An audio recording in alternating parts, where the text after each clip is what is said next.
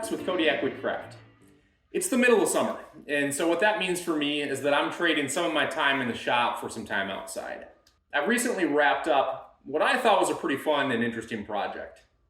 In this video, I will be describing my efforts to drastically improve the quality of my Toro Timemaster lawnmower by swapping out the original engine for a new and more powerful one.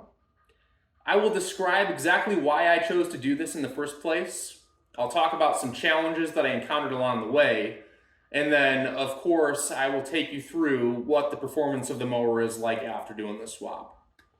I will also touch on a transmission replacement that I chose to do at the same time, along with some other small changes. And then at the end of the video, I will also describe just some of my general thoughts on the Toro Timemaster overall. Things I like and things I don't. If you like this type of video or woodworking videos, I'd like to invite you to subscribe to my channel. It means a lot and it also helps me grow. All right, let's get into the video. All right, so the first thing that I want to do is explain why I replaced my engine in the first place. I am not the original owner of this machine. I bought it off Facebook Marketplace a couple years ago, and if I'm interpreting the serial number correctly, it was originally manufactured back in 2012. The original 190cc engine, it was a Briggs & Stratton on this lawnmower, was underpowered on a good day. And let me tell you this, 11 years in, most days were not good days. This lawnmower was smoking and stalling and just generally causing me all kinds of grief.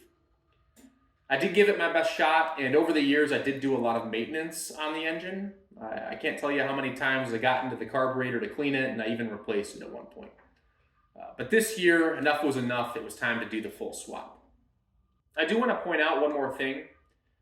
Sometime around 2017, Toro stopped using the 190cc engines and used 223cc Briggs & Stratton engines. So a little bit more powerful, presumably a little bit better performing. But based on what I've heard from others, even the 223cc engine left something to be desired.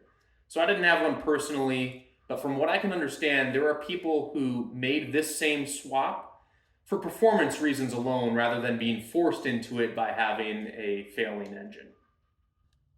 Next, I'll tell you what I put on here. This is a Kohler Command Pro CV224 engine. I got it from smallenginesuppliers.com. And it cost something like $500 all in after shipping.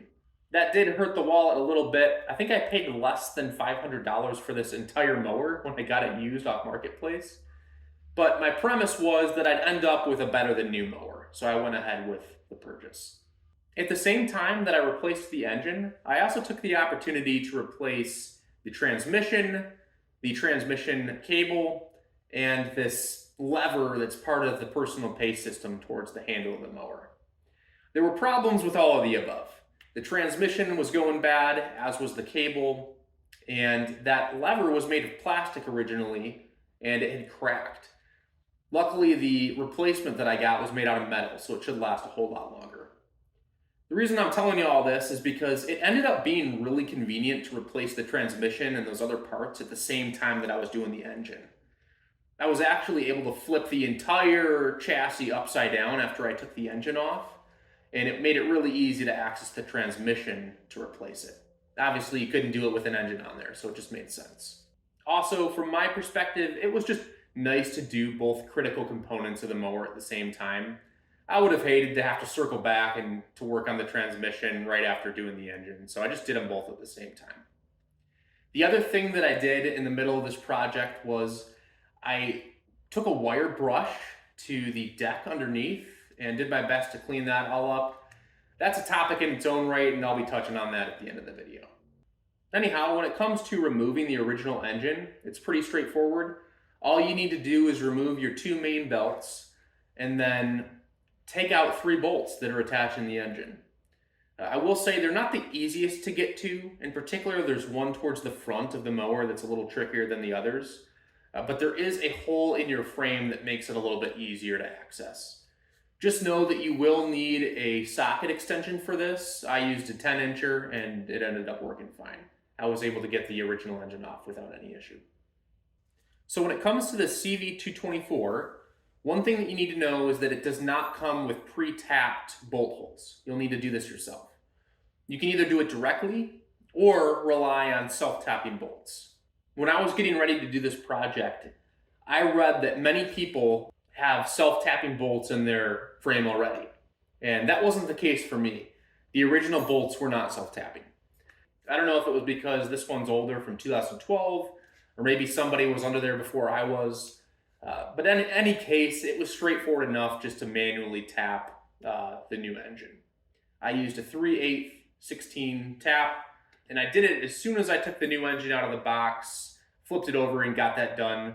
And I'm glad I did, because it would have been a little bit tricky to try to use self-tapping bolts from underneath while trying to get the holes aligned and everything. The other thing you'll need to do to the new engine before you install it is you'll need to put a pulley on it. So pull the old one off your old engine or get a new one. Mine was a little bit tricky to remove from the old engine, but I was able to get it off using an impact wrench. The next step was pretty straightforward. I lined up those bolt holes and bolted the new engine back on. The beauty of this engine is that the holes are perfectly aligned and everything fits exactly like you would want it to, so it's not much of a struggle to get everything to line up. I did read that some of the newer Timemasters have some sort of spacer bolt on the chassis that you have to take off in order to get this engine to fit, but that wasn't the case for me. At this point, I was pretty close to being done with the project. I put my pulleys back on, I installed some freshly sharpened blades, and I filled up with oil and ethanol-free gas that I like to use.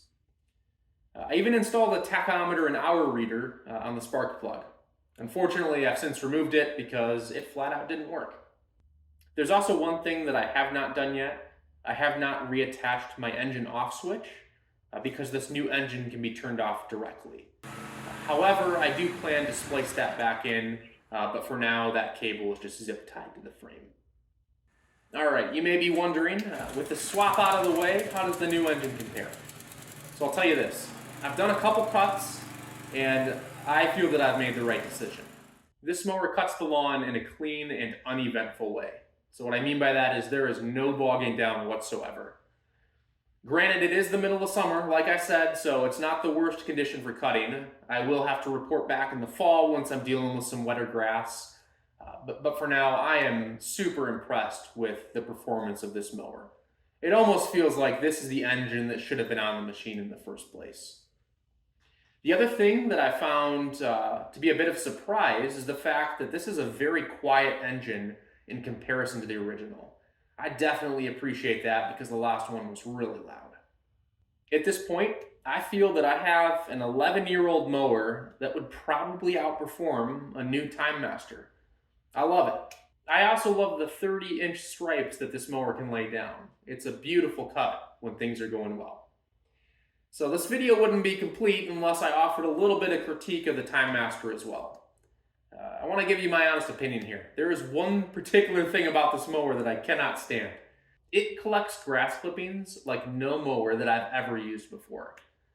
I'm not exaggerating to say that in anything other than perfect drought-like conditions, grass just cakes onto the deck. And I find myself scraping it and power washing it down just about every single time I mow. It makes a mess of the driveway, and it totally cancels out the time savings that you get from using the wider deck in the first place.